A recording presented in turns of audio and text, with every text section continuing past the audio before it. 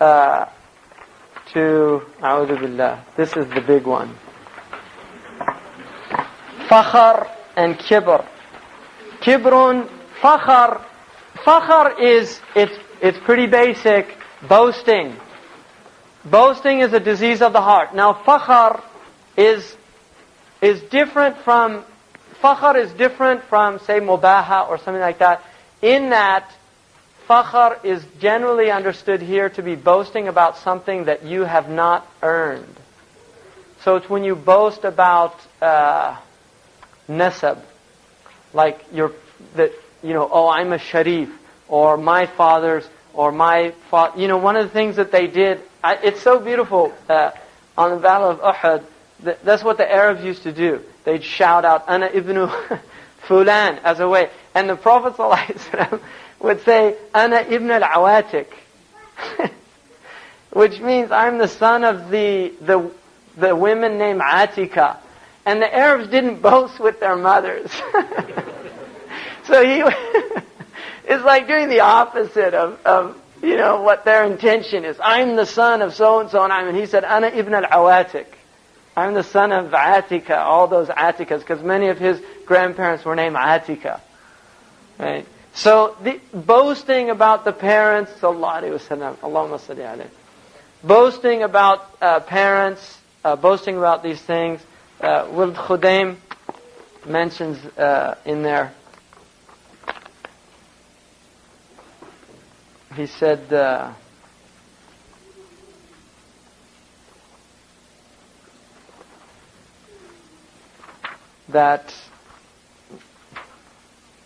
he said, لَإِنْ فَخَرْتُ بِآبَاءٍ ذُوِي شَرَفٍ لَقَدْ صَدَقْتَ وَلَكِنْ بِئْسَ مَا وَلَدُوا.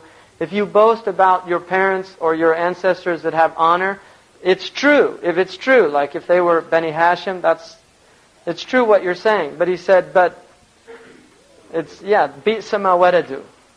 They left behind really lousy children. Right?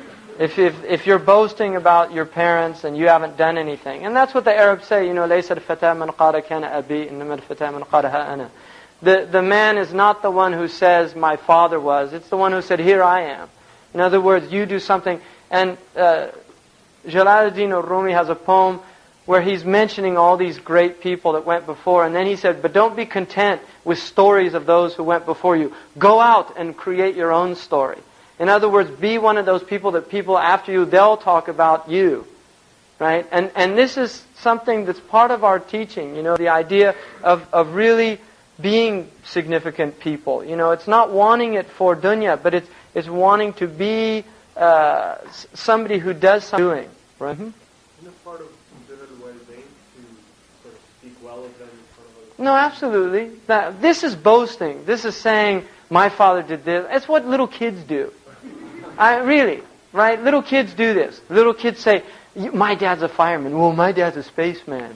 And it's this type of, right? I mean, it's a childish thing to do.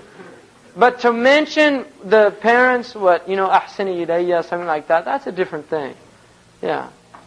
There's nothing wrong with that. This is boasting. I mean, we all recognize boasting. And now, here he says, the mountain, right? The mountain of this, Tawduha Shamikh, this high mountain, he said, of course, kibrun. It's arrogance, right? Deem that mountain insignificant if you desire to sink it to the ground. So, kibrun, in Arabic, you have kibr, kibar, if it's maftuh, it's old age. And kibrun, if it has a sukoon over the ba, it's arrogance. And the root of it is kabura, or kabira. There's two roots. So kibrun is arrogance. And the root kabura is to grow, to be big, kabira, to grow old, right? And the idea is, kabir is to be great. Like the Arabs, kabiruhum. Ibrahim alayhi salam said, فَعَلَهُ كَبِيرُهُم. The great one did it. So kabir is great. Kibrun is to have something in your heart. When it manifests on the limbs, you call it takabbur.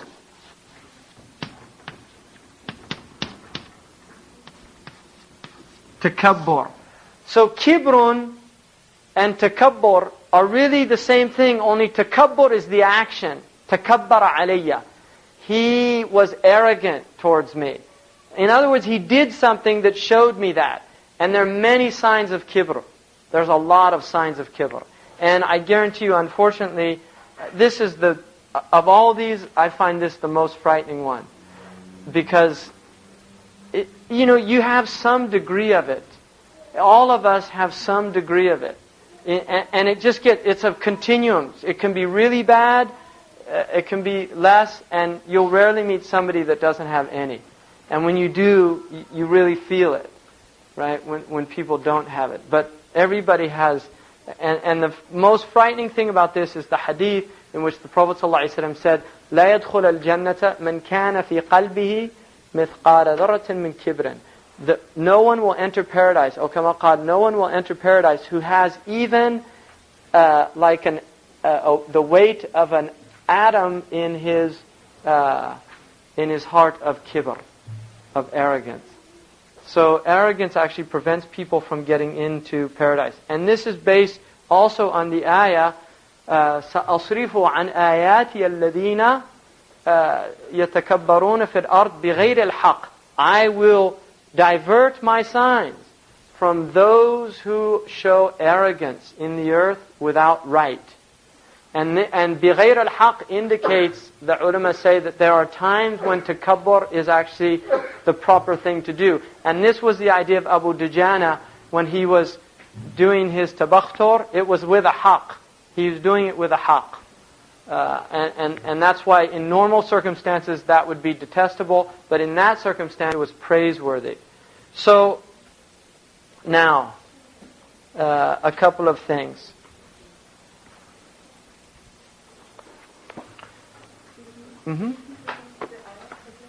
That Allah will divert His signs. Allah says, I will divert my signs from those who are arrogant in the earth without justification. They don't have a haqq. And Allah subhanahu wa ta'ala also says, كَذَلِكَ يَطْبَعُ اللَّهُ عَلَى كُلِّ قَلْبِ مُتَكَبِّرٍ جَبَّارٍ. Allah will seal the heart of every arrogant tyrant. He'll seal his heart. And Allah subhanahu wa ta'ala also says, إِنَّهُ لَا يُحِبُّ الْمُسْتَكْبِرِينَ. Allah doesn't love those who have istikbar.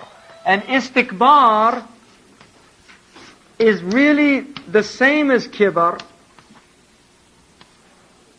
only it has the idea of deeming oneself great. Yastakbiru. He thinks he's great. And it comes, the root of it is ujub, which he went through, of having this ujub. Mu'jab bi nafsihi. He's very impressed with himself.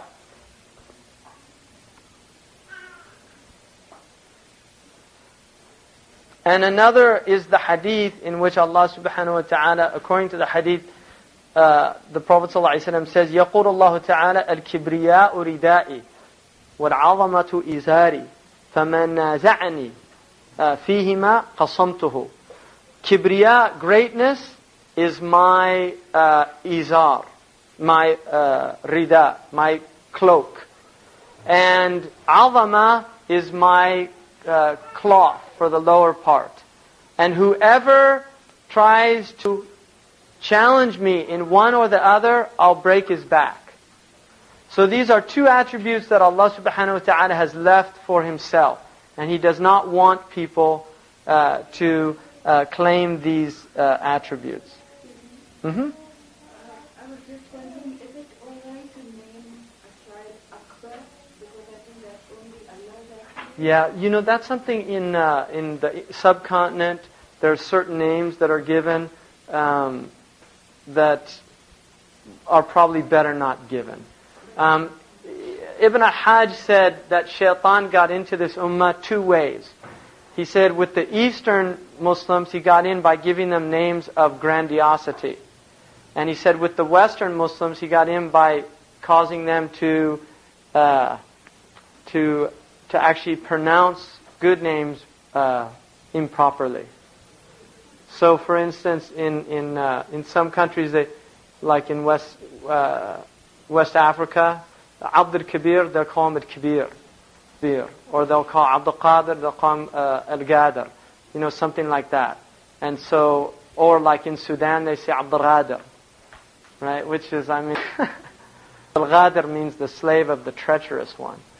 Right? The Ghadir is from Ghadar. And Allah's name is al-Qadir. Right? So that's one of the things that he said. Ibn al-Had said, Shaitan does that.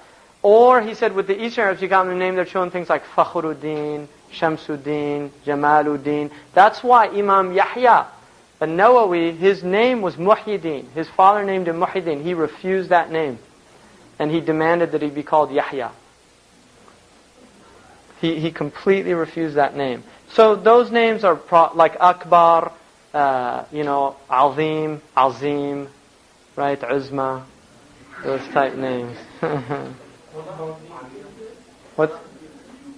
No, one of the, that's a name. The Easterners use that. If you name him after Salahuddin, well, the problem is it's a tazkiyah.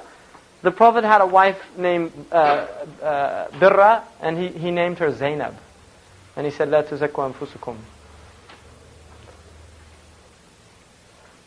He said, أصدق الأسماء حارث والهمام. Those are the truest names. Harith wa Humam. Because all of you will, Yahrith, he'll sow, and all of you have concern. So those are the truest names. And the best names are names that have Abdullah, Abdurrahman, or have Ahmad, and So, if your name is one of those names, that's your name. That's what your parents gave you. So be that name. Right? I told somebody, the problem is you have people like Asadullah and they're Mil'aqatuddin.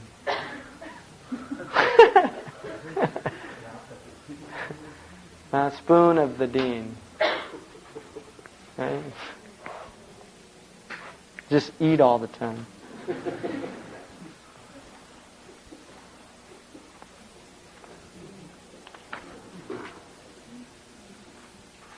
Now, this is amazing, and I need to confirm this hadith, because if it's true, Allahu Akbar. The transmission is true, but it just amazed me. يحشر المتكبرون يوم القيامة في مثل صورة الذر تطأهم الناس ذرة في مثل صورة الرجال يعلوهم كل شيء من الصغار ثم يساقون إلى السجن في جهنم يقال له بولس. I just thought that was so amazing. It said that the people of it's in Tirmidhi. The people of arrogance are raised up on Yom Qiyamah and they're turned into atoms. And then everybody walks on them. Subhanallah. And then it said after that they're taken to a prison in Jahannam called Bolis. And it sounds like bolis, the Arab, they say, خُذُوا إِلَى الْبَوْلِس, That's what they say, right? Jabbarun. خُذُوا إِلَى الْبَوْلِس. And if there's a place in Jahannam, I have to make sure that's a correct, I'm going to check in the Tirmidhi. If it is, that just amazes me. Well, a dhar is an ant. Yeah. It can be an atom or an ant. Yeah. Yeah. You've heard that with bolus?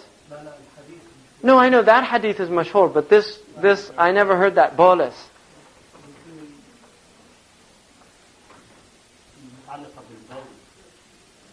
Huh. Yeah. Bolus, bisin. Bolis, it's almost exact. That's what they say, bolis, huh?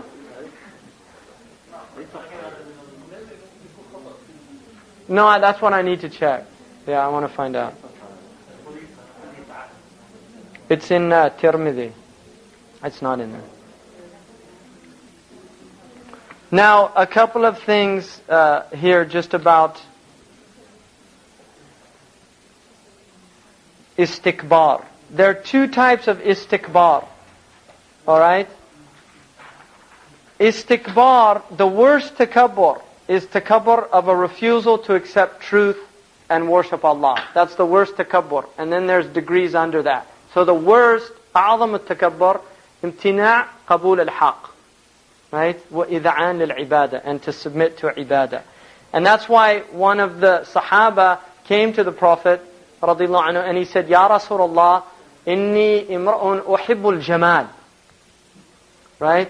And he said, so I'm a man who loves beauty.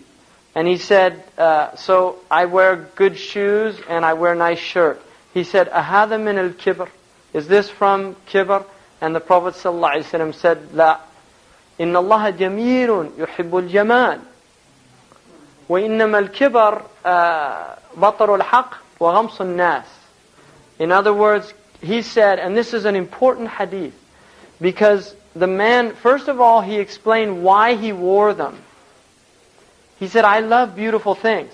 The ulama say what that means is, if you wear something because you want to takabbur ala nas, to show that you're better. And this is very famous, like in this culture, people try to outdo other people. I mean this culture, right? Go to some Muslim weddings, right?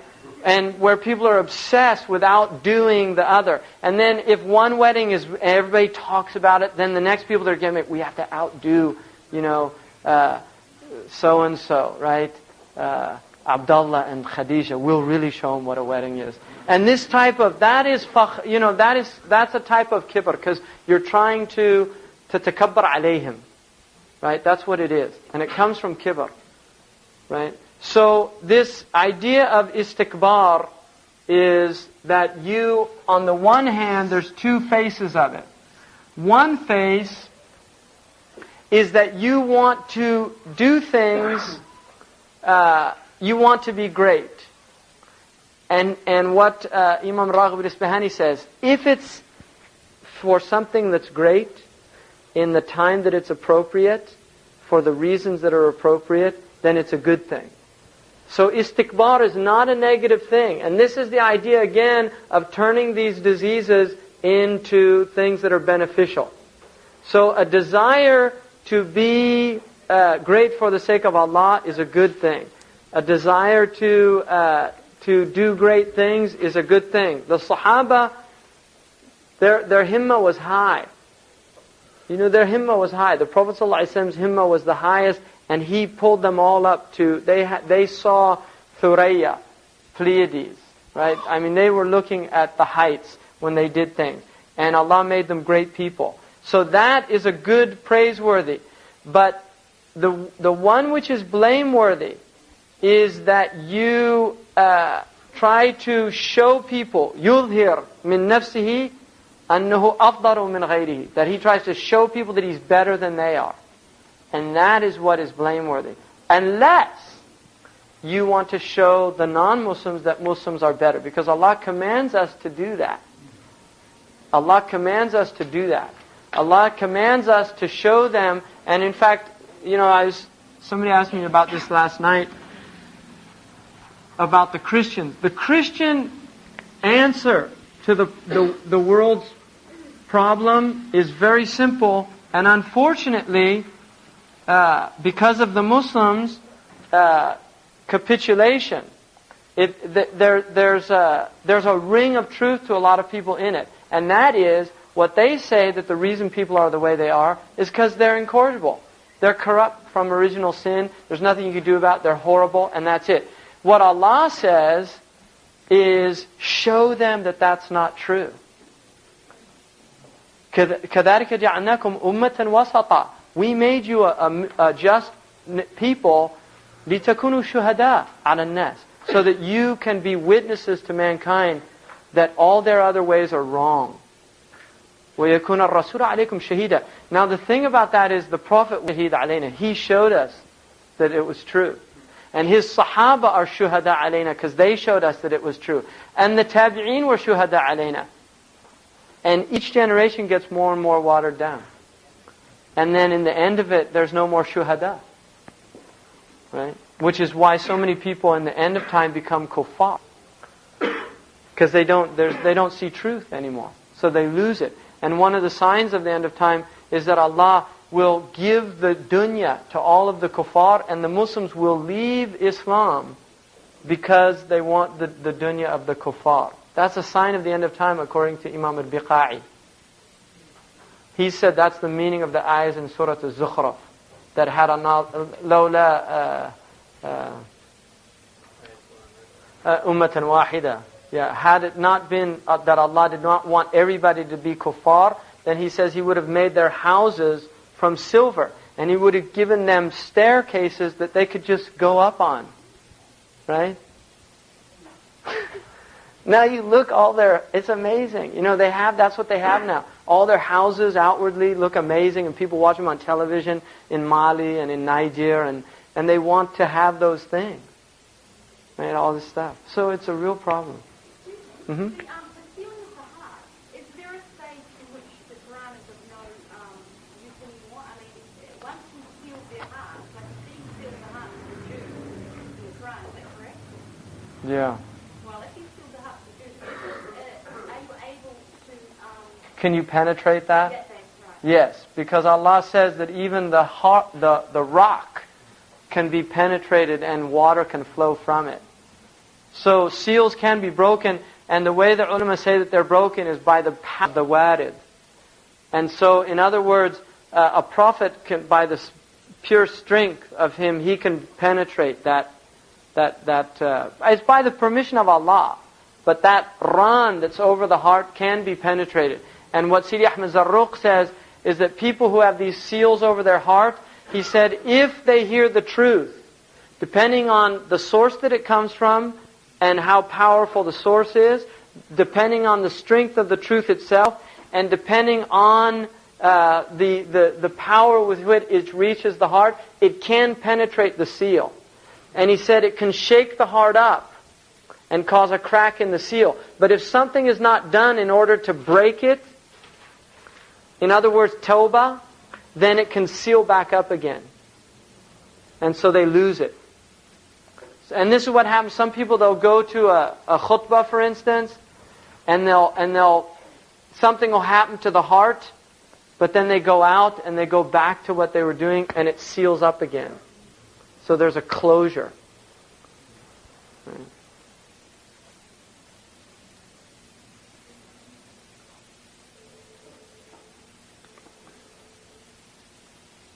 Now, let me just quickly, before we're done here, go over, there are different types of kibr. And each one of them has qualities and characteristics. Now, the first quality is that kibr is in the heart mustaqar. It's fixed in the heart. And the person sees that he's better than other people. That's how he considers himself better than other people. Now there's a hadith in which a man was mentioned as being a good man in the presence of the Prophet ﷺ, and then he came into the gathering, and the Sahaba said, Ya Rasulullah, هَذَا الَّذِي ذَكَرْنَاهُ لَكَ. This is the man we mentioned to you. And the Prophet ﷺ said, إِنِّي أَرَى فِي وَجْهِهِ صَفْعَةً مِنَ الشَّيْطَانِ. I see in his face some traces of shaitan. And so the man said salam and sat down. And then the Prophet ﷺ said, أَسْأَلُكَ بِاللَّهِ حَدَّثَتْكَ نَفْسُكَ أَلَّيْسَ فِي الْقَوْمِ أَفْضَلُ مِنْكَ. I'm asking you by Allah, did your nafs tell you when you came into this gathering that nobody in here is better than you? And he said yes. So they saw him outwardly that he was like really good, but the Prophet saw the kibr in his heart. And so he wanted to show the Sahaba that you have to be careful, because kibr is very subtle. And there are many stories of the ulama and fighting kibr. Because Imam al-Ghazali radiallahu anhu says, of all people of ilm have more danger for kibr than anyone else. That is the biggest danger of people, and students of knowledge as well. People who are studying knowledge, like ourselves, that's a major danger of studying knowledge, sacred knowledge. So that now, if you fight it and force yourself, even though you see that, then what you're doing is you're preventing the bitter fruits of that from... The tree is there and it has roots. but you're preventing the fruits of that tree from emerging, right? And the next is where you begin to actually manifest it in your actions. So the first one, there's kibr, but he's fighting it. The next one is you actually show it in your you manifest it to other people, and so you look down on people, you turn your cheek away from them. Like if he's a worshiper, he looks down on other people that are doing worship.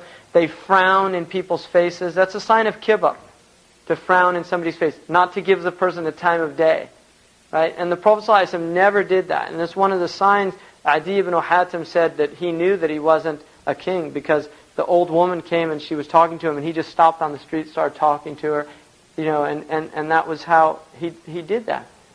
So,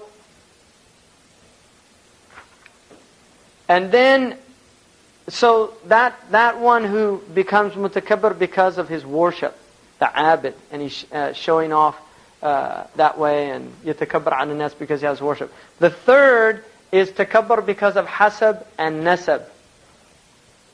Hasab is your qualities that you have, and nasab is your lineage. And traditionally, they often went together. In Western culture, they have the idea of noblesse oblige, right? That if you're somebody from the nobility, you're obliged to behave nobly. And that you find that in most traditional cultures. The Arabs definitely had that. If you were a sharif of nasab, like if you were from Ta'i clan, you had to be generous. You had to be generous. As a Ta'i, they had a reputation of being generous. If you were a Qurayshi, you had to have dignity. You had to be za'im. If you were a Yemeni, right, you had to do this. So each one of them had their qualities, and because of their nasab, they felt necessary to do that. Now, because of hasab and nasab, people become arrogant. So somebody has good lineage, they become arrogant, and they see themselves as better than other people. So they say, like for Arabs, because they're Arab, they'll see themselves as better as an Indian. Very common. الحق يقال. There's a lot of Arabs that think, mujarrad ana Arabi. I had an Arab come to me once. He said, I never thought a non-Arab could ever be a real Muslim. He told me that. He said that to me. He said, I never thought a non-Arab could be a real Muslim.